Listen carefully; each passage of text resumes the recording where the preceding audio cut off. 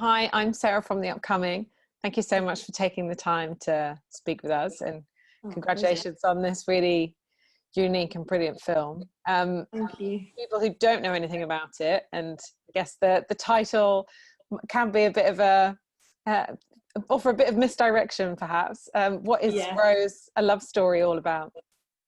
Well, Rose is about a sort of isolated couple who are living off grid, and they're trying to kind of carve out a sort of normal marriage, but in a very sort of extreme circumstances due to a condition that Rose has that Sam is sort of trying to manage.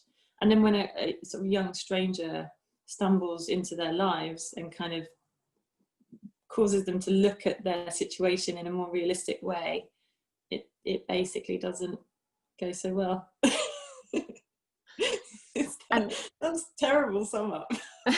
No, it's great. And I don't know how much we can say without giving too much away of the story. It's really hard to not give stuff away. But what was the inspiration for the story? And I understand it's your debut feature, so why was it this film you wanted to make for your first feature film? Well, I loved the script when I read it, because Matt Stokoe wrote it, and it's so good for like a first-time writer. I was just wow. So I loved the script, and then I met Matt. We got on really well. We had a really similar vision for the film, and he was really open to working on the script with me and Sophie Rundle as well, because she kind of had some creative input and really great ideas. And then we sort of shaped the film and these characters with the people who ultimately end up playing the characters, which meant that it was a real organic process. And because it's like one location, not too many actors, I sort of felt like we had a good chance of possibly being able to make it one day. And obviously, as a struggling British filmmaker, you just don't know if it's ever going to happen. You hope that it does and you work towards it happening, but you're always like, well, let's just aim to make it, and then maybe we'll get to make it. And luckily we did. And we didn't have very much money or time, but I think because we had such strong actors and we knew the story so well, we could shoot it in 15 days and not sort of totally mess it up.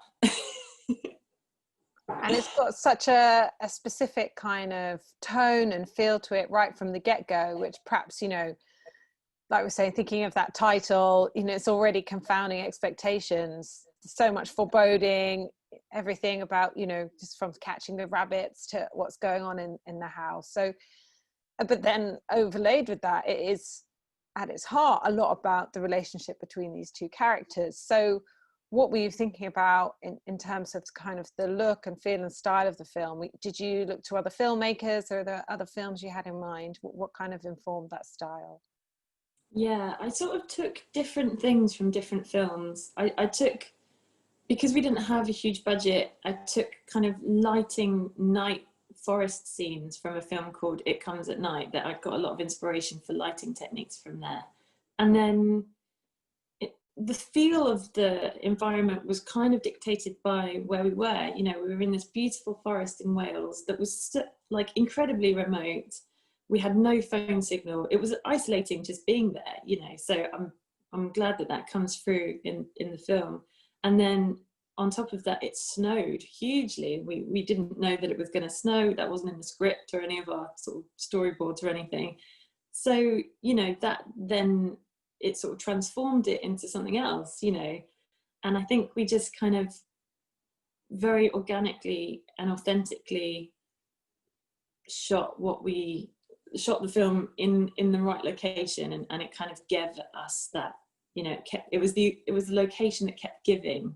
It just was really creepy and isolating, but also beautiful. Mm-hmm. That was such a crazy answer. I'm not sure. You can edit that to make sense, right? No, it makes perfect sense. And how was it working with Sophie and Matt? Because they do have such a great chemistry on screen. There's so much realism in the way, the back and forth between them, and the little niggles they have with each other, how they go from sort of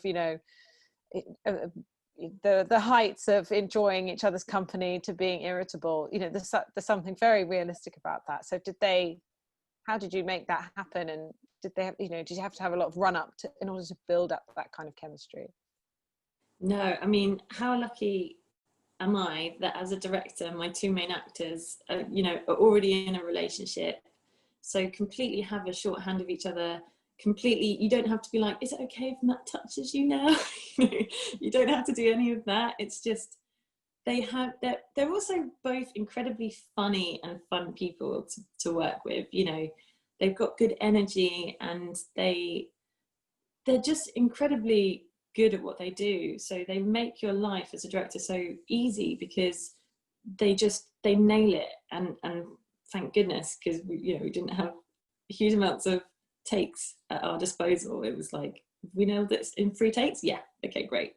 But I think it comes through in those characters, but also the fact that because Matt wrote it and Sophie was so instrumental in the script writing stage, you know, they knew those characters probably better than any actor who steps onto a set and goes, oh, I'm married to you, stranger. You know, they knew each other and knew the characters. So it was quite a very lucky situation to be in.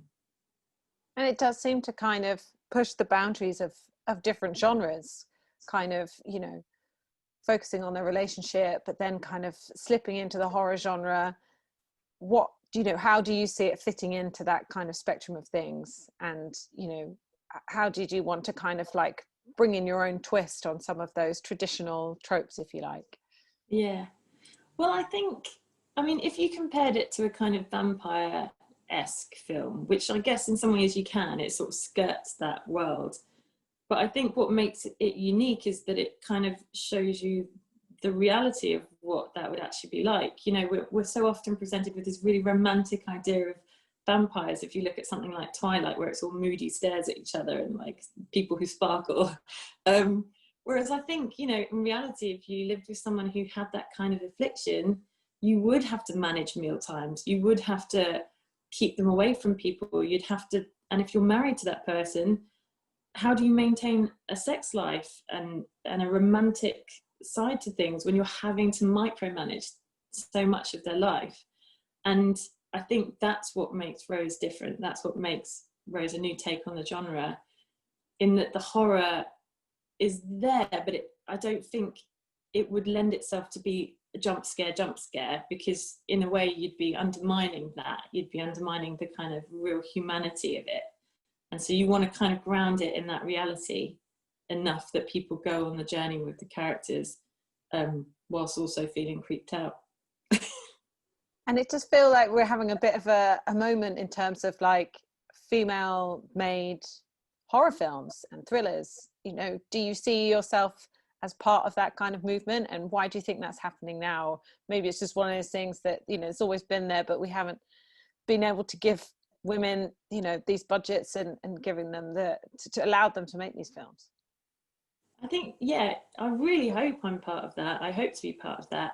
I mean, one of my favourite films of all time is American Psycho, and that was directed by Mary Harron, and that was, you know, quite a long time ago. But then there's this huge gap, isn't there? And then you have things like the Babadook, and you kind of think, well, yeah, that makes sense. But what I don't want to happen is that I don't want to, as a female filmmaker who makes horror, be too constricted to making horror films that are about sort of female issues. Do you know what I mean? I'd like to kind of just have the freedom to explore all kinds of horror. And I feel like the world is slowly getting there. So I think I'm lucky in that I've kind of got to this stage of my career just as the industry is slightly catching up. So hopefully that means I can go on and make more. Yeah. I hope.